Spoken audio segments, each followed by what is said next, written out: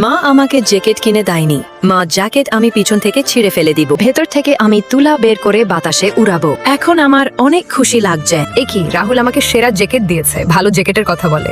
রাহুল, তোকে আমি ছাড়বো না, আমি এক্ষুনি যাচ্ছি তোর কাছে। মা অল্প দাঁড়াও, আমার কথাটা শুনে যাও, ওখানে রাগারাগি করো না। এই রাহুল ভালো জ্যাকেটের কথা বলে সেরা জ্যাকেট কেন দিয়েছি? এই দেখো পিছনে কত বড় সেরা। আমি তো ভালো তাই দিয়েছিলাম। রাহুল, এটা আমাকে পাল্টিয়ে দাও। আমি দিতে পারবো না, আমি তো ভালো তাই দিয়েছি। কি বললে? আপনি চাচাবেন না আন্টি, আমি দিতে পারবো না। আমি না নিয়ে এখান থেকে সরবো না। মা তুমি চুপ করো। প্রিয়া, তুমি তো দেখেছিলে আমি ভালো জ্যাকেট দিয়েছিলাম। মা তুই চুপ কর, আমরা কি ছিঁড়ি নিয়ে এসে মিথ্যা কথা বলছি? ঠিক আছে আন্টি, আর বলতে হবে না, আপনি ভিতর থেকে পাল্টিয়ে নিয়ে আসুন। প্রিয়া চুপ করো, তো কিছু বলতে হবে না, চলো ভেতর থেকে পাল্টিয়ে নিয়ে আসে। আন্টি কখনো আমাদের এখানে আসবেন না, আর জ্যাকেটটা দিয়ে যান। তাড়াতাড়ি পাল্টিয়ে নিয়ে এখান থেকে ভাগেন। অবশেষে পাল্টিয়ে নিয়ে আসলাম। এরা মা মেয়ে দুজনে আমার মাথা নষ্ট করে দিয়েছে, ভাগ এখান থেকে। প্রিয়া, ওই অসভ্য দোকানে কখনো তুই যাবি না। আমার জন্য রাহুলকে অনেক কথা শুনতে হলো, আরো লস হয়ে গেল।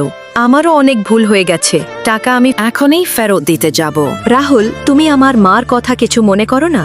এই নাও তোমার জ্যাকেটের টাকা। বন্ধুরা, প্রিয়াকে কেমন লেগেছে কমেন্টে জানিয়ে যাবেন। মাকে ভালোবেসে থাকলে এই ভিডিওটা লাইক করে দিবেন।